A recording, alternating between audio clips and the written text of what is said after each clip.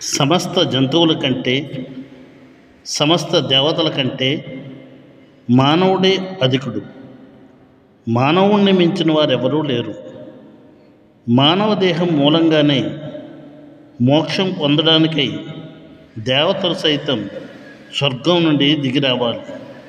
పరిపూర్ణతను సంతరించుకునేది మానవుడు ఒక్కడే.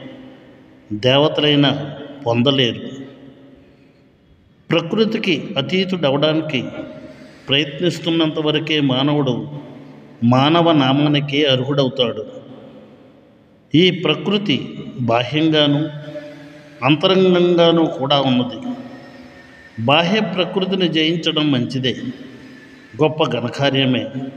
కానీ అంతర్ప్రకృతిని జయించడం అంతకంటా ఘనతర కార్యం. గ్రహ నక్షత్రాలను పరిపాలించే నియమాలను గ్రహించడం మంచిదే, ఘనకార్యమే. కానీ మానవుడు కామక్రోధాలను, చిత్త వృత్తులను, సంకల్ప శక్తిని పరిపాలించే నియమాలను గ్రహించడం ఘనతర కార్యం.